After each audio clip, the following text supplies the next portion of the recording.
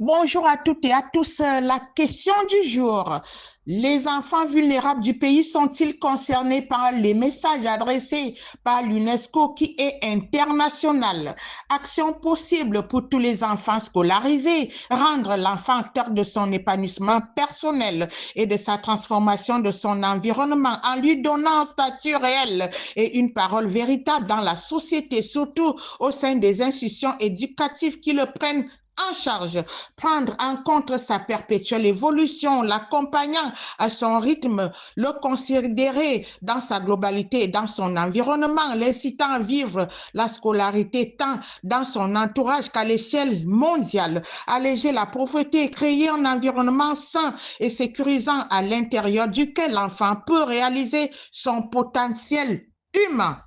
Le droit à la vie, au développement du bien-être de l'enfant pour assurer et encourager son épanouissement à un âge crucial pour son développement physique, mental, émotionnel, pour ses capacités d'apprentissage et son intégration au sein social éducatif. Voilà les actions de l'UNESCO en faveur de la petite enfance, de l'éducation civique et familiale. Où est la place des enfants vulnérables, orphelins et ceux vivant dans les zones retirées pour ce message?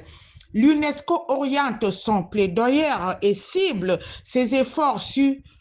l'accueil et l'éducation des jeunes enfants, sur l'éducation civique et la transformation des enseignants pour prendre en compte des élèves scolarisés dans des écoles publiques et des lycées appartenant à l'État du pays, sur la mobilisation des ressources naturelles et des matières premières, accompagnées par des subventions pour soutenir tous les enfants sans discrimination ni exclusion prématurée d'un enfant vulnérable, des ressources tant modernes que traditionnelles sur la réflexion, l'échange d'informations et le partenariat en matière d'élimination de la pauvreté institutionnelle. L'UNESCO centre son action sur le développement des ressources humaines et le transforme des capacités en encourageant des efforts en matière d'éducation formelle et non informelle et de formation en vue d'activités productives, de formation et d'assistance dans le domaine de l'organisation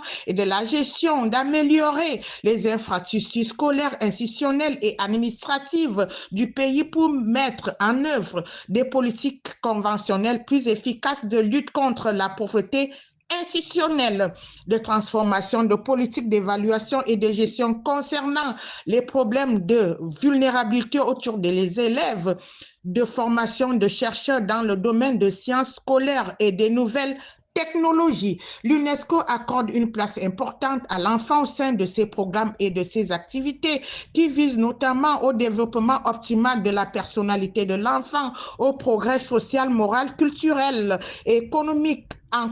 communauté et à la sensibilisation au respect des droits fondamentaux des enfants, au respect des opinions et de sa participation dans la décision concernant son bien-être. L'UNESCO favorise le droit de l'enfant en participant à sa vie active dans la communauté et la société. Elle mène des campagnes d'information pour encourager les parents et enregistre la naissance de leurs enfants. Ils autorisent les enfants à participer pleinement dans la vie active de la société, faciliter la prise en compte